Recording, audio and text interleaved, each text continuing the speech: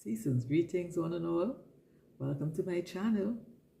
It's a couple of days before Christmas, the day we celebrate the coming of our Christ. It's a time of the year where I'm really excited and I'm happy.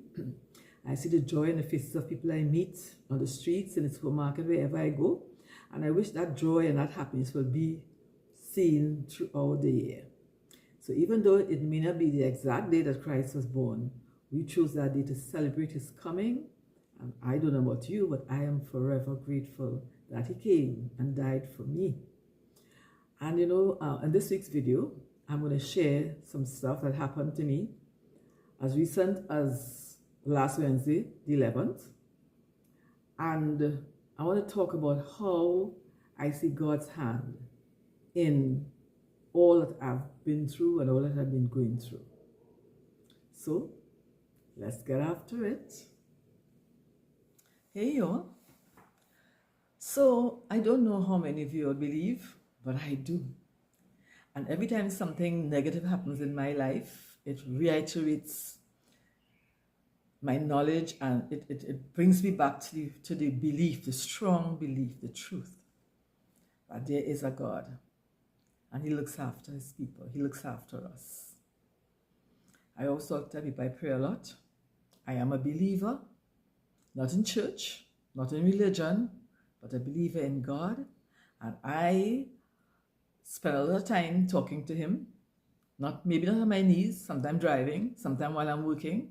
I spend time in his presence because it's important to me. Something happened this week that caused me to have pause and to think and think again. Let me go back to May of this year, the day after I had my annual conference. It was such a joyous day, a day full of pride for me, a day full of fulfillment for what was achieved at that conference.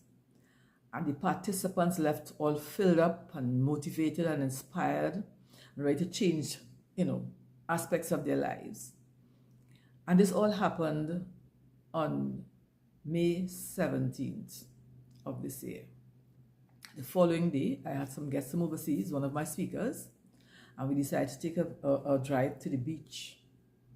And all I'd say, because I don't give the enemy, the devil, I call him the enemy, any kind of kudos or anything. I almost lost my entire family on that day. It was sort of like surreal, not as though, it was kind of strange how everything happened. But he didn't get through. He can't, because I'm a child of God and I pray. And the people who were with me are also praying people. It did not work. And I've had my battles this year with all kinds of stuff, mainly financially, still trying to get back up after COVID. It's been a while, but it's taking some time. It happened very quickly, and then it's taken a long time to build back. But to God be the glory, it will happen. On Wednesday evening, I went to spend some time with my daughter. She lives in the Belmont area, for those of you who live in Trinidad. She lives in the Belmont area. And we had something to eat, and we were just hanging out, and then we saw this show, a show on Netflix called The Later Daters. We decided to investigate it. We got caught up in it. It was really a nice reality show, one of the nice ones. We got caught up. We looked at a couple of episodes, and when I saw it was after 10, I said, listen, it's time for me to go home. I have things to do the next day. I have a couple of meetings to do. I have a meeting to chair. So let me go home and get some rest. And I left. And she even said to me, why didn't you stay over? And I was like, no, I didn't bring things. The plan wasn't to stay over. So I'll go home, right? And I'll let you know when I get home. I'll just message you when I get. She said, okay. She saw me out. I got into my car and I drove out of the Belmont Circular Road. And as I swung around Queen's Park Savannah is in Trinidad and Tobago. It is the largest roundabout in the world, I think, to date still. I swung out there and I swung to the left because you could go wrong from the left or right or wrong. Right? You can't drive both ways.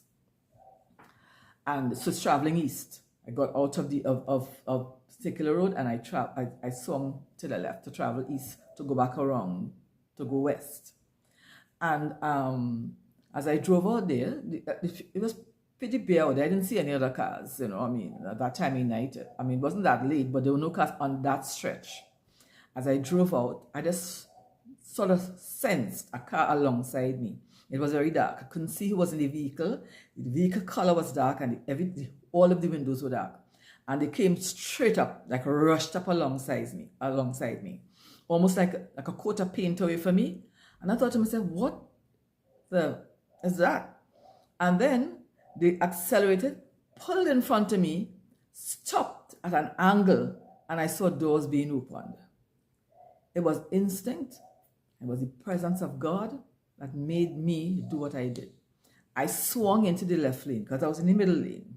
I just swung the car into the middle lane. And then they swung across to block me again, right? What I did at that point, I just said, Jesus.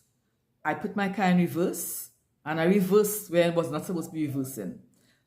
Swung to the right of me and accelerated down the right lane. They took a little while because of the angle they had to turn around. And they followed me. And I was just driving, at a rate, hoping to see another vehicle. As I swung the corner around Queen's Park, Savannah, there were some other vehicles there near Napa. And that is when they stopped. I saw the car stop because there were other vehicles and they couldn't pursue me, right? And they realized they couldn't catch me. Because they were an older car. And I'm driving a Suzuki Swift. And I'm telling you something. The name Swift really worked on that night. I just drove. And I kept on driving without stopping, with my doors locked, until I got to the Maraval police station, where I made a report. I'm telling you, it took me 2 or 3 days to get over what happened, because it felt like something out of a movie. It felt like an out-of-body experience that this didn't really happen, you know? And I'm saying this to say to you all, when God has something good for you, and he has big plans for you, the enemy always tries to get in your way. I'm a very prepared woman. I'm ready for the work that he's put me here on this earth to do. I'm prepared. I'm not perfect, but I'm prepared because I believe in preparation. A builder can't build a house without preparing first. You can't build a house without setting up certain things or having a plan. I have a plan because God gave me a plan with work that I have to do here on this earth, especially among women. And I intend to do it. And that enemy of the world, cannot stop me. I will not allow it to happen. I drove that night after the station. I spent a little more than an hour there with reports and everything else. And I drove home. It took me a while to fall asleep. The next day, I had to go to work. But I was at work feeling like drained. And there was a pain on the left side of my head, from my eyes right down to my neck. But thank God today I'm feeling all right. I'm saying this to say, whatever you have to do, you have to do it. Do not let the enemy get in your way. And the enemy, it could come in the form of that kind of a trying to get in your way, you know, or it could come in the form of people saying things to you that are negative. People sowing negative seeds into your life. Because there are those who always feel that they can't do. You can do whatever you put your mind to do. God said, Jesus said, when he was leaving here, I believe that they're both the same. When he was leaving earth, that greater things will we do than what he has done when he was here. So I'm preaching today. We are all capable of doing what we have to do, or doing what we need to do. There's a lot of work to be done in this world. We see it all day. We see people needing help in every single way. We should not be doing things just for the show of it. We need to be doing things from our heart. There are people who genuinely need help. And all of us are stewards of each other. And we need to be doing that. So instead of being churchy and being all religious, I have a problem with that, yes, as you could tell. And being all, I don't know what was the word, unrealistic. Let us get down to help each other be better persons. We need to help each other in many ways. There are many people I meet on a daily basis who need help in different ways. Even just to be motivated, to lift their head up and walk, to understand that they are capable of doing what they need to do. I remember someone asking me when I wrote my first book, How did you write a book? You wrote a book? You know, in a sort of it wasn't a question that I felt was a question. To me, it was like a derogatory sort of a statement. You wrote a book? And this person doesn't know anything negative about me. I'm a smart, bright, educated woman. And I could write a book like anybody else. And I did write my first book. I went on to write 4 more. And they're all available, published by Amazon. I would not have a local publisher do it because I don't want any kind of half-big duck, as the people say. I don't want it done I want it to be professional. And I want there to be a platform where people can go for the rest of their lives, even after I leave, and find books written by me. So I'm leaving a legacy for my children and my children's children and their children after that. That I've written stuff that I know is a benefit. Will always be something to motivate and inspire others, to help them to be better than where they are. And every single day I'm learning something. I have my coaches, I have my mentors, I have my friends who I talk to on a regular basis, and I always seek to lift myself up and to learn something every day while I'm doing what is best for mankind. I never try to pull people down. I always try to lift persons up, because I always say one of the things I know is a truth, that any people's failure should never be your success. It should never be. Each of us have a gift in our hands. I think I spoke about it last week. Each of us have that gift in our hands that we can do what we put our hands to, our minds and our hands to. And there are persons to coach us and help us to get there. It is a real thing. If we sit back and wait for the approval of others, we'll never get there. If we sit back and keep thinking we can't do it, we will not get there. I tell people all the time, do it when you're afraid. Nobody's perfect at anything. Don't let anybody make you feel like that they're perfect. There's not a single perfection on this earth. None of us is perfect. We're all, some of us are imperfectly perfect. I call myself that, right? Because I aspire to achieve good things, like quality things, but I'm not perfect. So nobody's better than you. If one person could write a book, Michelle Obama could write a book, you could write a book. And I'm almost certain she didn't sit down at her laptop tapping away those things. Maybe she gave the outline because there are ghostwriters around. Somebody's car alarm is going off outside. Live, I'm speaking, so I'm not going to stop, right? There are ghostwriters around. If you feel you can't write, there are persons who can help you get your story out. Make sure something's beneficial that people need to hear about it. My book, The Power of You, it is something that is like a motivational, inspirational book all in one with affirmations and mantras and that kind of thing, with biblical references. Now with the Bible transcribed with biblical references, because I live my life based on biblical principles. It's there. It is there for you to purchase in hard copy and in soft copy. There is Live Your Style, helping you to organize your wardrobe, because I'm also an image consultant, yes. And image is important. It is not the be all and end all, but it's important. It's like a cover of a book.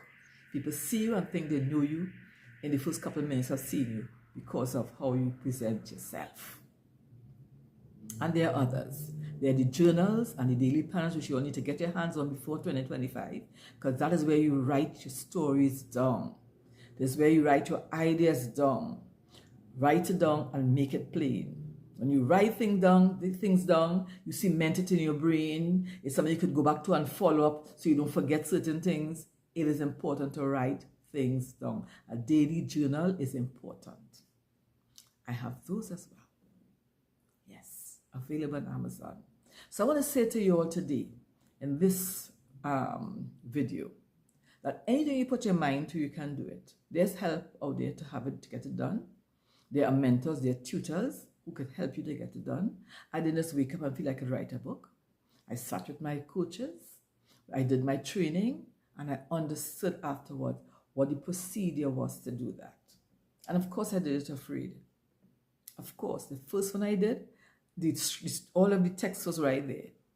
I didn't think it could be a book until I was asked to speak at a conference in Washington. And they asked me to have a product based on the topic I was speaking on, which was change your look to change your life. That was the topic I spoke on at the time. I was just really wearing my image consultancy hat. And I spoke on that topic. And they asked for a product. And I said, I didn't have a product. But I have a script.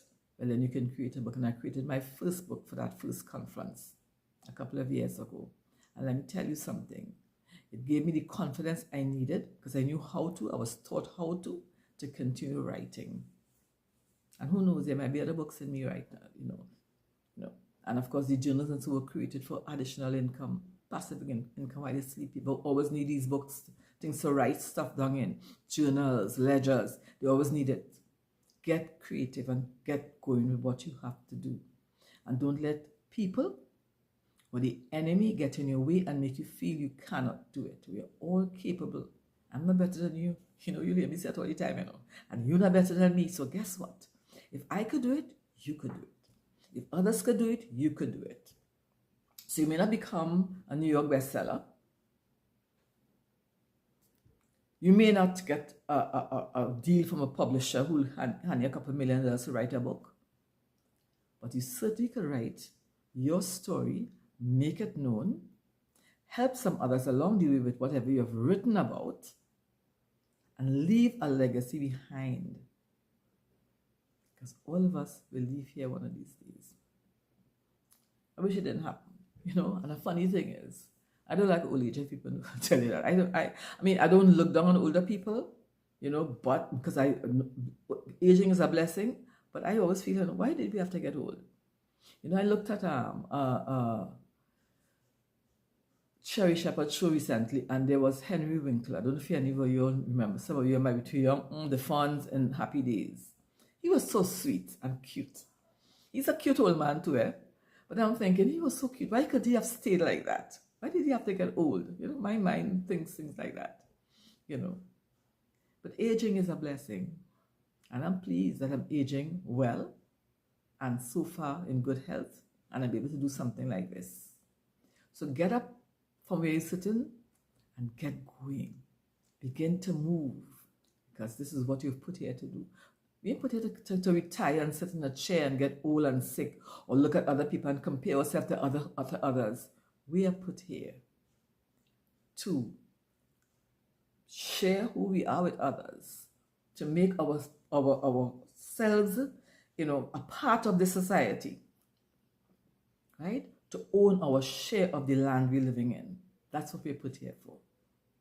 So today, this is my encouragement before the year ends. Get going with something. You all could contact me if you want to chat with me about that. I could help. Yeah, certainly I would love to. And there are many other coaches who can help you. But certainly don't sit on your hands and sit with your thoughts. Let other people tell you that you cannot achieve what you have been put here to achieve. Every one of us owns a piece of this land. Every one of us owns a piece of this earth. Every one of us has something to contribute here on this earth. So today I leave you with this. Get up from where you are. And when things like what happened to me last Wednesday happen to you, instead of dwelling on it and sitting and saying, oh my God, this happened. Listen, say, the enemy is a liar. He cannot succeed in any way. I'm a good driver. I've been driving for many years. But certainly not a too fast, too furious person. And I did that on Wednesday night. I did that. When I think about it, it's like, wow, did I really do it? I did that. You can do what you need to do. Do not be defeated easily. Do not cower and get afraid easily. Get up and move. Shake. We have another week or two left in this month. Let's make the best of our preparation for 2025. Because like I always say, January 1st is just another day in your life. It's going to continue from this year. So you can start now and just continue on. And seek the help that you need to get what you need done. Okay? I'm Cheryl Diane. I'm a thought leader, image consultant, speaker, trainer, author. And I love talking to you all. Please connect with me. I'd love to connect with some of you all and maybe work together, right? And go to the links in my link tree, in my Amazon Central page, and purchase those journals and those books. It will be of great help to you. Trust me, I believe it. So take care, and I'll talk to you all again the next time. Season's greetings. Safe shopping. Be careful on the roads. Everybody's out there buying something. So just be careful with where you're moving and how you're thinking. Look at your handbags. Look at it. Be safe. Safeguard yourself. I mean, it really is a crazy world outside there. But we can't live in fear. We got to walk fearlessly, believing that God is protecting us. He is. So take care, and I'll talk to you again for next time.